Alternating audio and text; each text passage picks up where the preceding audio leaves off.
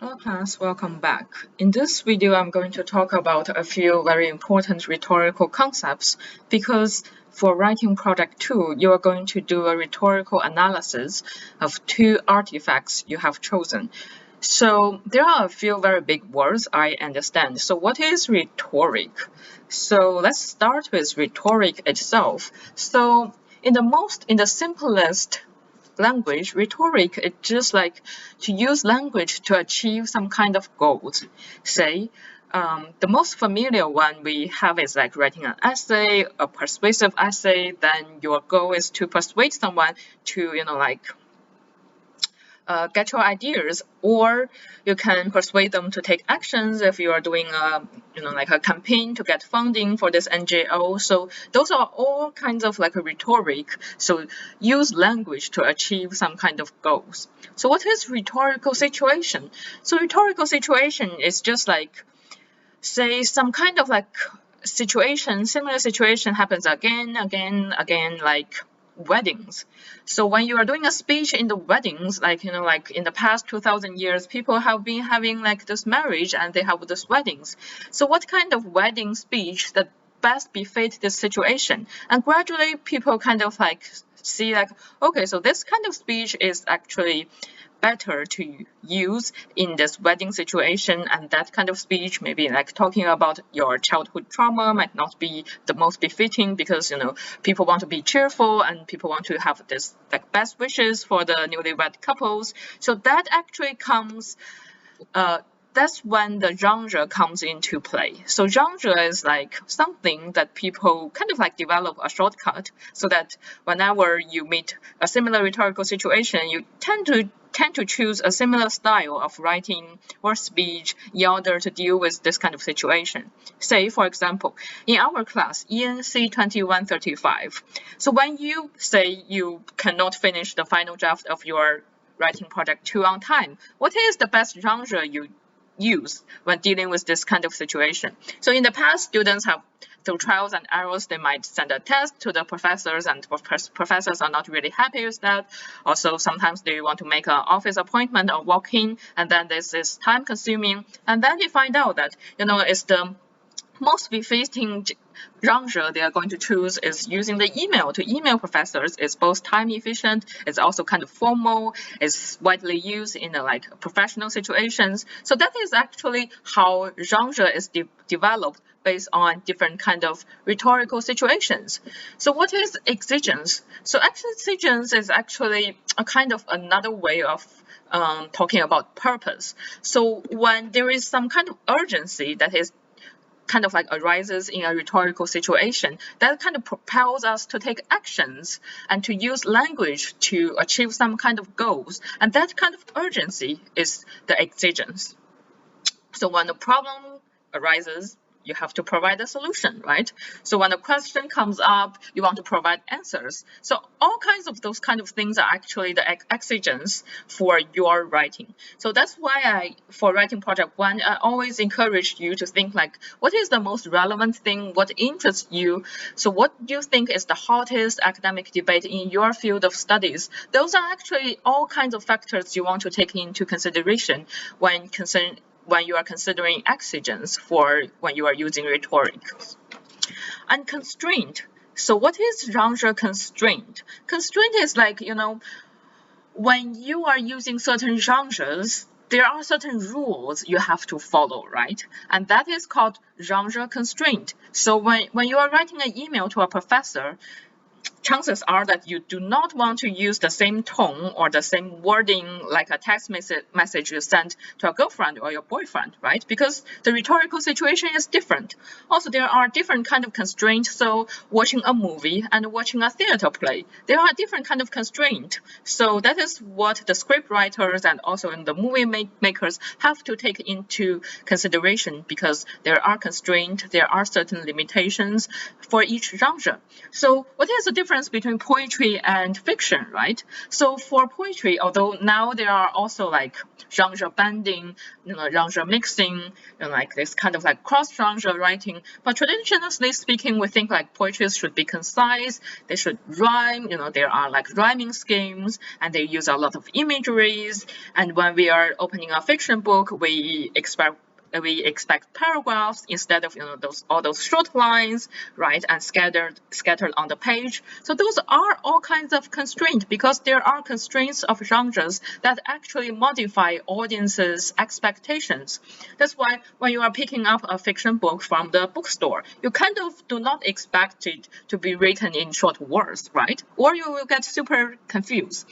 And when you open a lab report, you do not want to see like the researchers using all kinds of flowery kind of like style of writing and use all those metaphors, right? Because for a lab report, for like a science report, it needs to be concise, it needs to be accurate, it needs to state the facts, right? Those are all kinds of genre constraints you want to take into consideration. And ultimately, it kind of like all those rhetorical concepts actually help us, the audience, understand a piece of writing or a piece of speech or any kind of like situations when language is used to achieve certain purpose.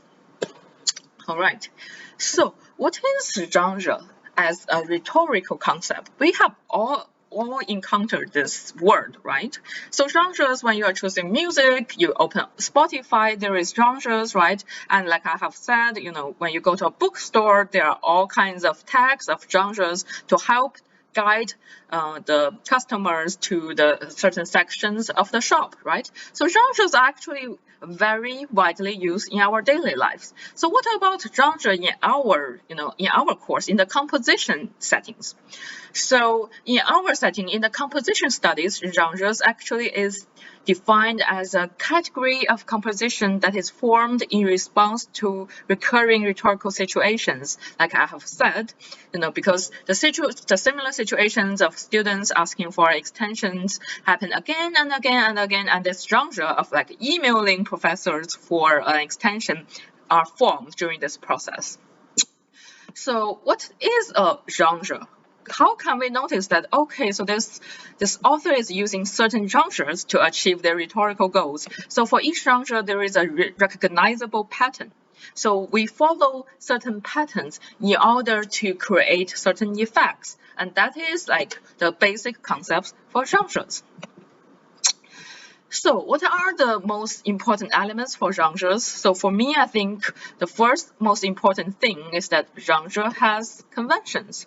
So like I have said, like when you're writing poetry, you actually follow certain kind of, rules. When you're writing research papers, there are also certain conventions, like you have to state your research topic very clearly, like thesis statement. Those are all certain conventions that is like based on the genres you have chosen. Also, genres have affordances. So what do you mean by affordances? It's like what the genre can achieve, right?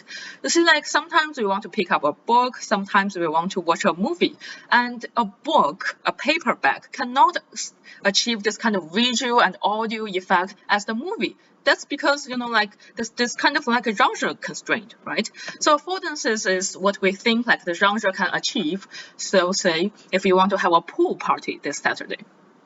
So what genre you have chosen, like if you have chosen to, make a flyer online, then that's something like you want to consider. What is the affordances?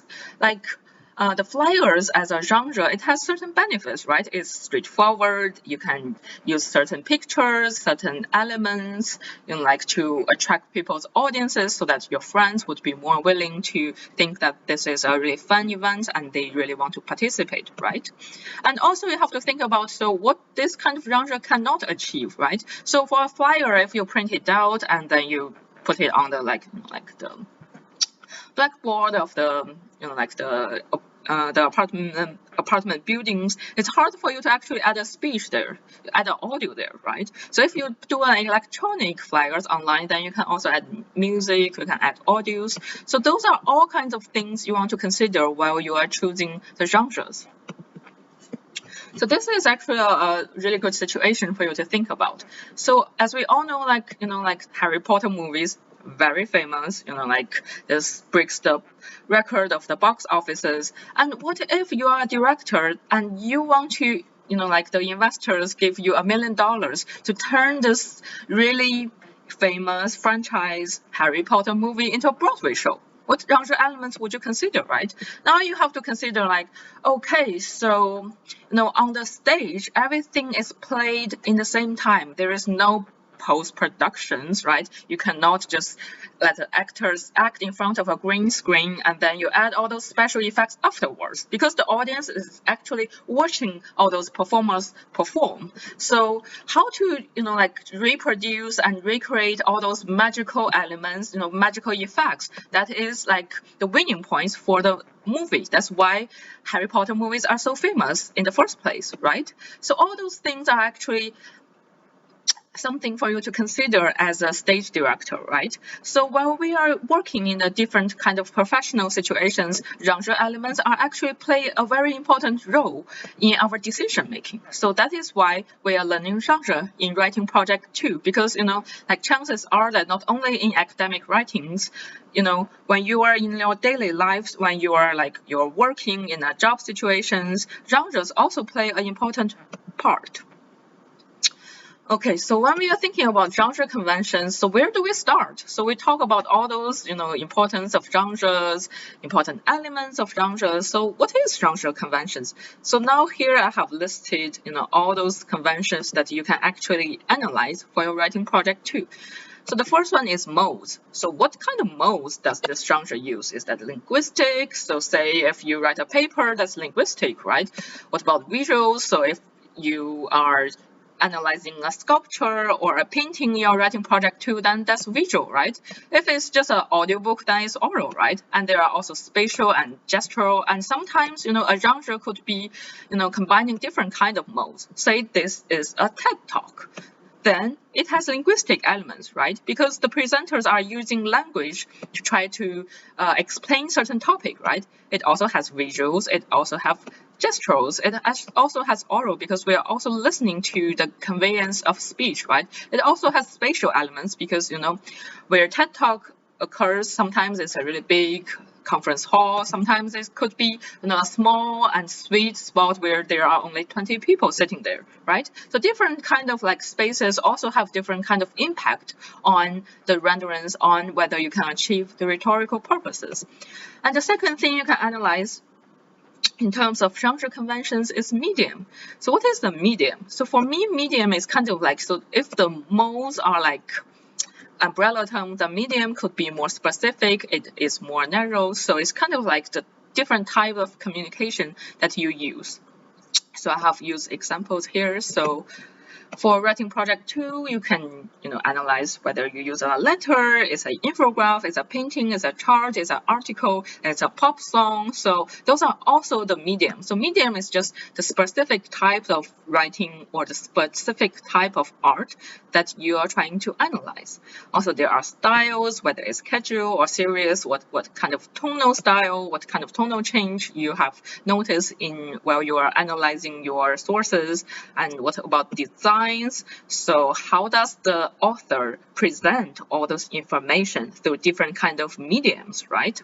So if you are analyzing, say, an infograph, you can also talk about, so what kind of color pattern that you think is really impressive, what kind of font you imagine that the author is using. So if if you are a designer, and you can actually spend 4 years just studying all those, how to format a kind of like like an ad, and how to use all kinds of visuals to attract the customers. It's actually a kind of art, right? It's a kind of like really serious business that you are engaging in. And you can also analyze the structure. If it's a research paper, you can look at how does the author arrange all kinds of informations so that like it's clear and easy for the readers to understand the logic of like the debate. So why genres is important? So like I have said, for writers, we follow certain kind of rules that makes life easier, it's time efficient. And for readers, we develop this kind of expectations. So kind of like bringing ourselves into this familiar ground, so that we are not bewildered by what kind of writing it is. So that is why genre is important. So like for a sonnet, before I even put the sonnet on the page, you kind of know what kind of sonnet it is, right? It rhymes, it follows different kind of rhyming patterns. You also kind of like have this kind of visual imagination. You can visualize it in your mind, right? What a sonnet look like on page. So that is what genre does for the readers. Okay, so when you are analyzing the genre constraint for your sources, those two artifacts, here I have provided some questions for you to think about. So what is the audience needs and expectations? What type of language and dictations are appropriate for this kind of genre? What form, what medium is like appropriate? And what type of things count as evidence? What kind of allusions, references are appropriate? So those are all kinds of things, questions you can think about genre constraint. So here I have provided a checklist for you. So for writing project 2, it is a rhetorical analysis, and students might be confused, like, okay, where do I start? So I have these two amazing sources. One is a newspaper article, one is a TED Talk.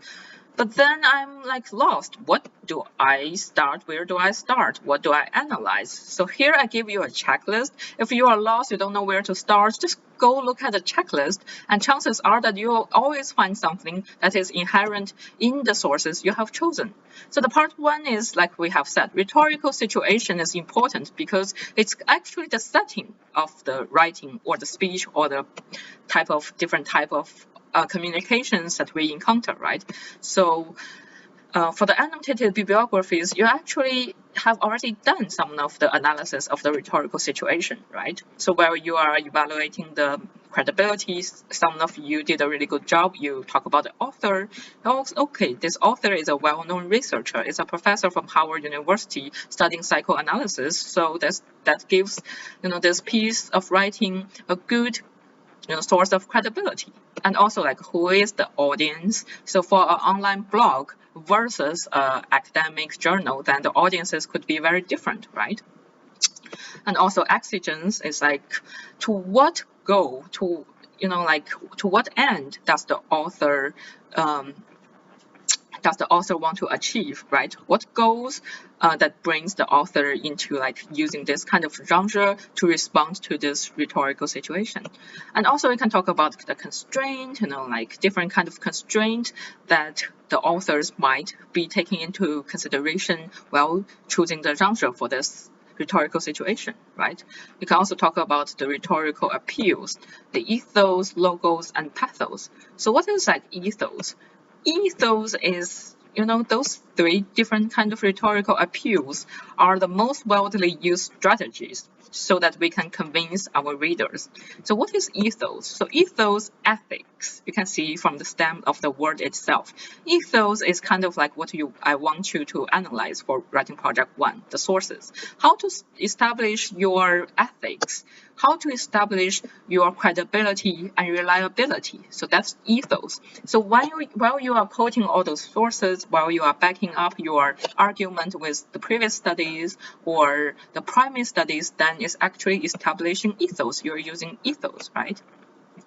And logos, logic, right? Sometimes you are convinced by someone making the speech on the stage. It's not because like they are like really famous researchers. They could be, somebody, just a lay person, but they use very good logic. They use sound logic, and then you are convinced because you think like, okay, I can follow the logical sequence and come into the conclusion. So, I buy their ideas. And pathos is also commonly used in, like speech or TED Talks, is because we are all human beings. We have emotions, right? A lot of literary works are also using pathos because we appeal to people's emotions. Say you are doing this fundraising for a child that is sick. You might tell a story about this child, like what is the unfulfilled wishes of this child, and tell like a unique childhood experience of this child so that it moves people into actions. People might feel really touched and they feel like, okay, we should really help this child to regain their health. So that is an example of pathos. So while you are analyzing the sources, the content of the sources, the writing itself, you can also analyze, so what kind of rhetorical appeals is this author using? Is the author mostly rely on ethos and logos? Say if it's biochemistry paper. So chances are that the author, the researcher, is not relying a lot on pathos because, like the popular belief is that scientific research should be unbiased, right? It shouldn't be subjective. It should be objective. And that expectation might propel the authors to rely heavily on ethos and logos instead of pathos. But if you are analyzing, say, a presidential speech, then you can see like maybe the speaker is relying on pathos a lot to motivate people, to move people into actions.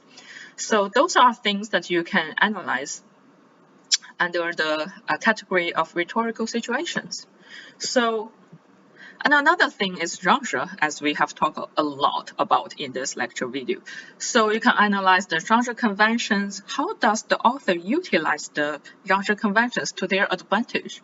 And how does the genre conventions actually limit the authors from achieving their goals? You can also analyze it from different point of views. Sometimes the author might be constrained, limited by the genre conventions, and they failed to, overcome the barriers the genre conventions have, put forth. Or sometimes they did a really good job. They actually used the genre conventions to their own benefits, and actually let the genre conventions facilitate their progress in,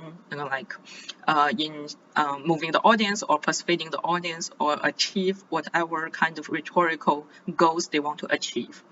So all those genre conventions that I have listed here, just have a look at this and you will find, different elements for genre conventions. And you can also talk about genre constraint and genre affordances, just 3 basic elements for genres. So I have already posted this on Canvas. So this is actually the guideline that our textbook, the BBG, has given us. It's actually a really good place to start when you are thinking about what you want to analyze for writing project 2. While you are doing the research proposals, you can also look at all those elements. It's not like you have to analyze all those 11 elements, like you have to do all the analysis on each and every one of them. You can pick the ones that you find it to be most outstanding or most special in this piece of writing or in this kind of source, in this infograph, and you think, okay, this genre elements actually stand out. That's why I want to analyze it.